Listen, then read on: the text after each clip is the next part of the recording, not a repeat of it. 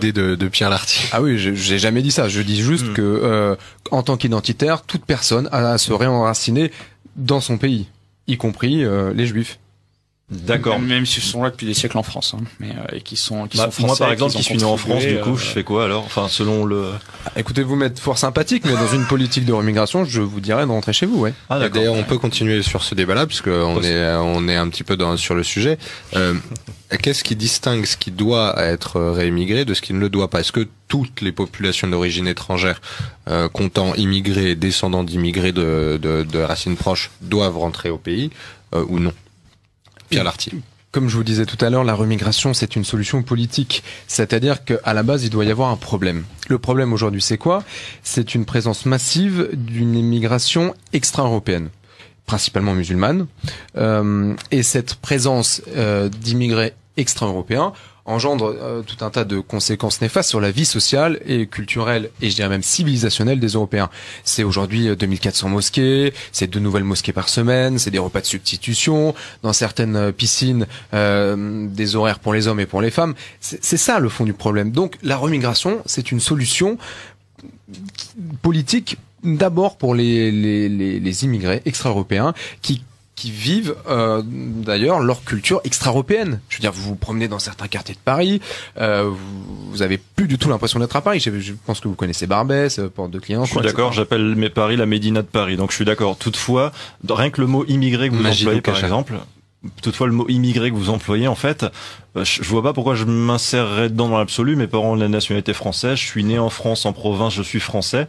Et dans l'absolu, je vais reprendre cette vieille phrase, être français ça s'hérite ou ça se mérite.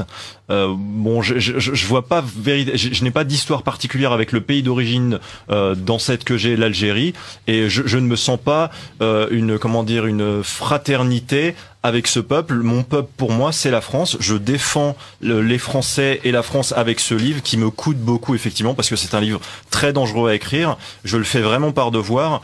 Et dans l'absolu, je trouverais pas ça très sympa, effectivement, qu'on me fasse partir. J'ai presque envie de dire une phrase un petit peu étrange, mais dans l'absolu, quand on est quelque part, on ne le choisit pas. Moi, je ne criminalise que les actions des gens, en fait, que des actions qui ont un impact physique et matériel. Et dans l'absolu, si vous voulez en vouloir à quelqu'un pour une action qu'il n'a pas choisie, alors vous pouvez légitimer le discours de gens qui en veulent à quelqu'un pour une couleur de peau, de la même façon qu'ils n'ont pas choisi. Et des mesures demain contre des gens parce qu'ils sont noirs, par exemple, parce qu'ils sont pas assez blancs. Vous voyez ce que je veux dire? Donc moi, je préfère criminaliser uniquement les actes. Et rien que ça, une rémigration pour des étrangers qui sont en France, qui n'ont plus de travail, et leurs enfants, où ils posent des problèmes, ils ont des problèmes avec la justice, ok, ça peut s'entendre, mais dès l'instant où une personne a la nationalité française, votre projet, il est trop utopiste. Si je me mets de votre point de vue, parce que je ne veux pas mettre de jugement de valeur là-dessus, vous obtiendrez jamais l'adhésion, faut être réaliste, de 100% des Français. Alors que par exemple Marine Le Pen qui dit qu'il faut stopper l'immigration légale et illégale, la limiter au maximum, et que ce soit des gens qui ne viennent pas par regroupement familial mais surtout pour le travail,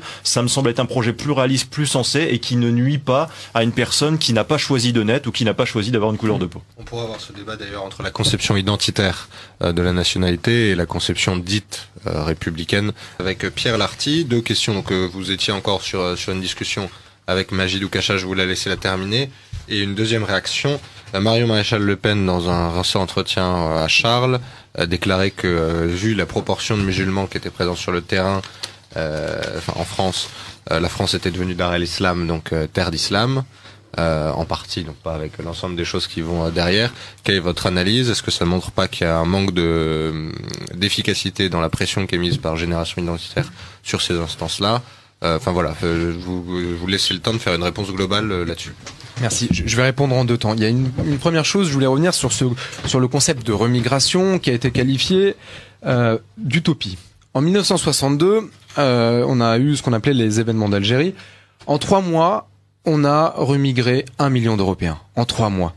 En 3 mois, à l'époque, en 62, il n'y avait pas non plus tous ces charters, tous ces moyens de communication aussi développés.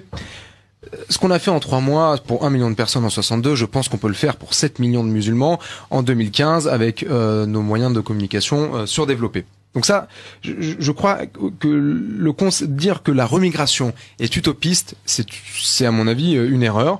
La remigration, ça n'est pas ou ça n'est plus non plus une option. La remigration, quand vous avez tous les mois un breaking news, excusez-moi pour les auditeurs de Radio Courtoisie, une nouveauté urgente. Voilà, sur